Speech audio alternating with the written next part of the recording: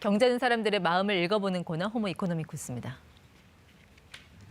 세상이 험하니까 사람 일은 모르잖아.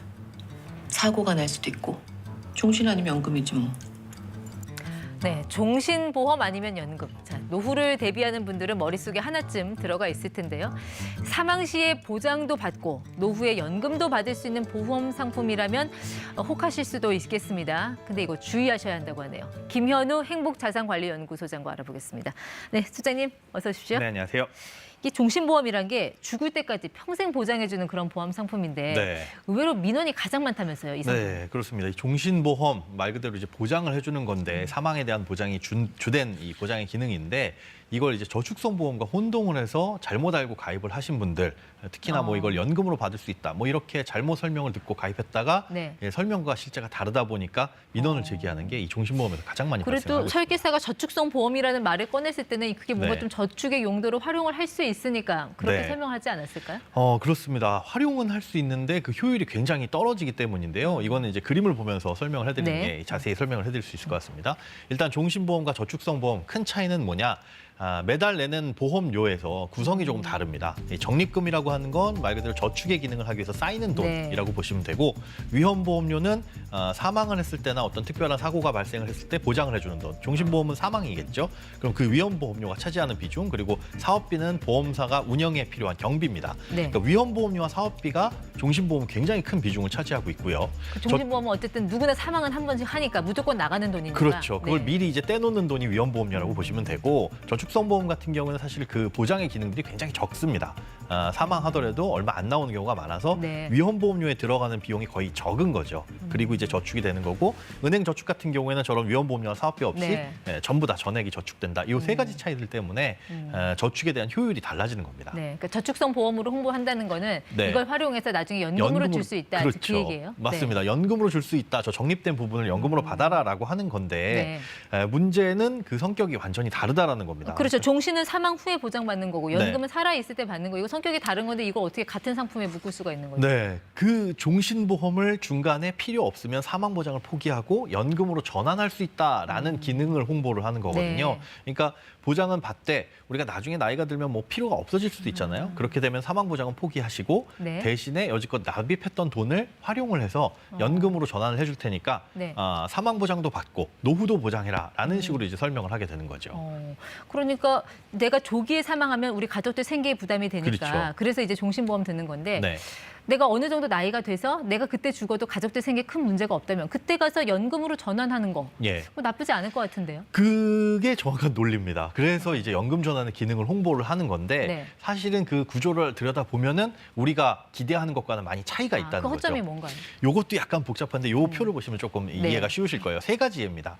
첫 번째는 내가 납입한 보험료. 예를 들어서 매달 26만 2천 원씩 20년을 냈다. 그러면 총 낸 돈은 6,288만 원 냈습니다. 네. 이렇게 했을 때 사망을 하면 나올 돈이 1억 원.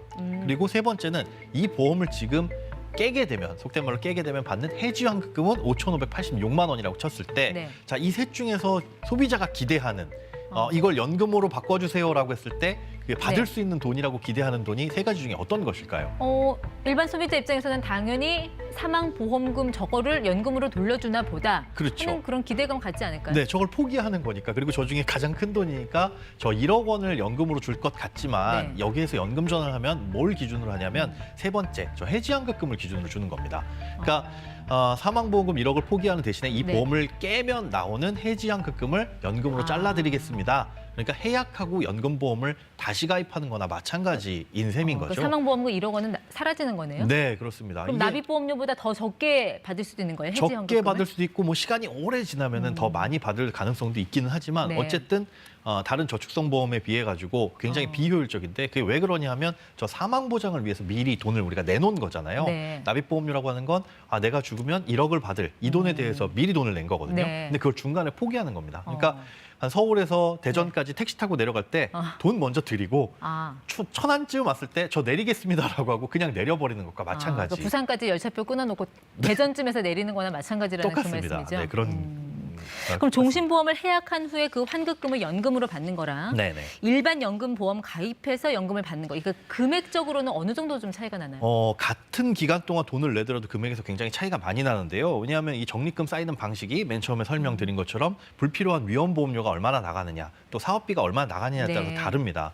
그래서 이런 부분들을 소비자가 일일이 계산하기는 어렵기 때문에 예전부터 금융감독원이나 이런 금융당국에서 이런 건 좀 주의를 하셔라라고 해서 예시로 들어놓은 사례들이 굉장히 많이 있어요. 지금 화면에도 나오고 있는데 예를 들어서 이 40세 네. 남자가 20년 동안 매달 26만 2천 원씩 보험료를 냈을 때 종신보험으로 받을 수 있는 연금 수령액은 이거 연간입니다. 네. 연간 263만 원인데 저 똑같은 돈을 연금보험으로 가입했을 때는 344만 원. 네. 숫자상으로는 81만 원이지만 20% 넘게 덜 받게 되는 거죠. 아. 그러니까 저축의 기능으로서 종신보험을 활용을 하는 것은 사실은 올바르지 않다. 네. 그래서 요즘에 보험을 가입하게 되면 그 맨 앞에 상품 설명서에 빨간 글씨로 이 종신보험은 보장성 보험이고 저축의 목적으로는 적합하지 않습니다라고 써 있습니다. 네. 자, 그럼 이거 시청하시는 분들 중에는 네. 설계사가 연금까지 준다고 해서 네네. 이거 가입한 건데 내가 들은 거랑 다르네요 하는 분들 예. 어떻게 해야 될까요? 해지를 해야 되나요? 해지하시면은 사실은 원금도 못 돌려받는 경우가 굉장히 큽니다. 그래서 사망 보장을 목적으로 가입하셨는데 연금 전환의 기능도 있다라고 들으셨다면 그 연금 전환의 기능을 가급적 안 쓰시는 게 네. 사실은 좀 더 유리하실 수가 있고요.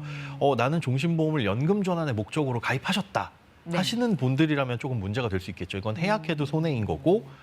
해약하지 않고 그대로 가져가자니 불필요한 보장을 또 갖고 가는 거라서 이런 부분들은 보통 앞서 말씀드린 대로 민원이 많이 발생하는 게 예. 내가 잘못 알고 가입했기 때문에 뭐 금융당국이라든가 보험사에 이거 잘못 알았으니까 반납해 주세요라는 식의 민원을 많이 걸고 네. 있는 게 현실인 겁니다. 그럼 종신보험이랑 연금 이 두 마리 토끼를 다 같이 잡을 수 있는 그런 상품은 없는 거예요? 없습니다. 이걸 이제 욕심내다 보면은 이것도 저것도 아닌 상품이 되어버리거든요. 제가 흔히 표현을 하는 게 집에 망치가 필요해서 철물점에 갔는데 아령을 주면서 이걸로도 못 박을 수 있습니다라고 한다면 못을 박을 수는 있지만 사실 효율이 굉장히 떨어지는 거죠. 네.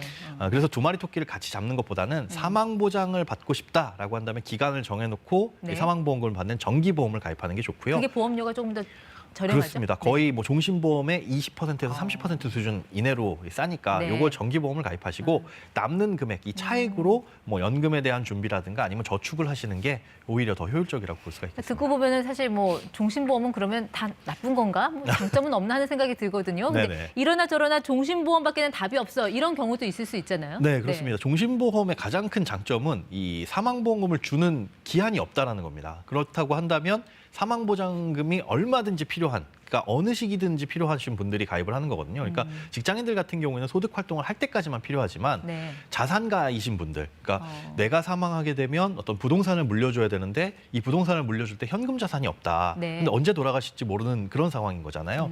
그럴 때는 이제 종신보험을 활용해서 사망했을 때 상속세 재원을 마련하기 위해서 가입하시는 경우가 크고요. 일반적인 직장인들이나 뭐 은퇴가 딱 정해져 있는 분들이라고 한다면은 종신보험보다는 이 정기보험으로 준비를 하는 게 아무래도 보험료 측면에서나 더 효율적이라고 볼 수 있겠습니다. 네.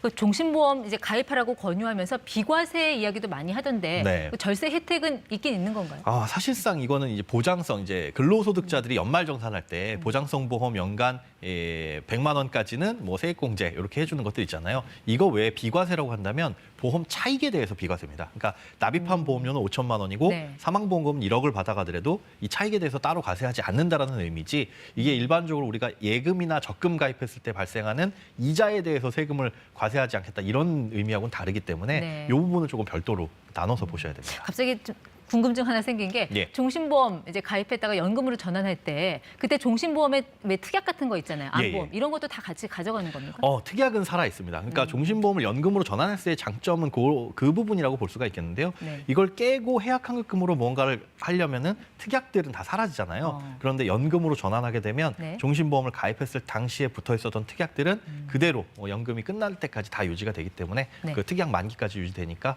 그 부분은 어떻게 보면 장점이라고 볼 네, 수가 어쨌든 있겠습니다. 종신보험은 저축성 보험은 아니라는 거. 예, 네, 그건 좀 기억을 해둬야 될 것 같습니다. 지금까지 ETY 김현우 소장 함께했습니다. 고맙습니다. 네, 고맙습니다.